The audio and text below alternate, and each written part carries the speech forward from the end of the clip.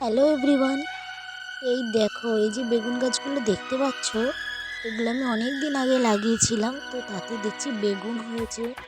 তো সেই বেগুন তুলতেই চলে আসলাম তোমাদের সঙ্গে, তাই শেয়ার করছি। দেখো, দেখা যাক বেগুন হয়েছে কিনা। এই বেগুনগুলো কিন্তু সম্পূর্ণ অন্য ধরনের, তোমরা দেখেই বুঝতে পারছো। দেখো, সবুজ সবুজ বেগুন, লম্বা লম্বা, বেশ গাছের পাতার সঙ্গে মিশে রয়েছে, তাই বোঝা যাচ্ছে না।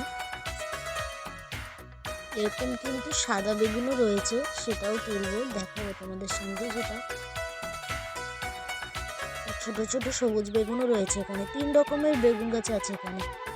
3 রকমের বেগুনই তুলবো, দেখতে থাকো তোমরা। কারা কারা এই বেগুনগুলো প্রথম দেখছো সেটা আমাকে অবশ্যই জানিও, আর কারা কারা এই বেগুনগুলো খেয়েছো সেটাও আমাকে বলো।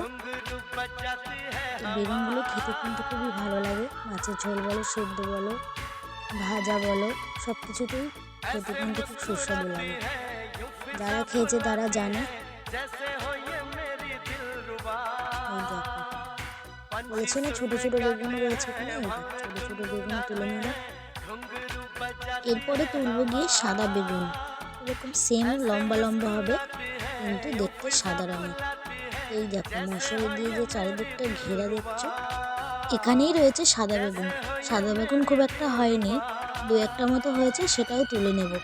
আর এই মশারি দিয়ে ঘেরার কারণ হচ্ছে, মশারি দিয়ে যদি না ঘিরি তাহলে তো চড়েই নিয়ে চলে যাবে না, আমরা খেতে পারবো না। তাই জন্য মশারি দিয়ে ঘিরে রেখেছি।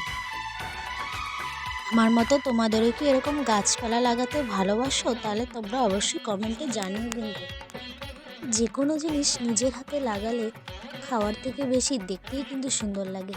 এই দেখো, দেখতে দেখতে এক ঝুড়ি বেগুন তুলেও নিলাম। আমার এই ভিডিওটা ভালো লেগে থাকলে একটা লাইক করে দিও। দেখা হচ্ছে নেক্সট ভিডিওতে। এখনকার মতো টাটা।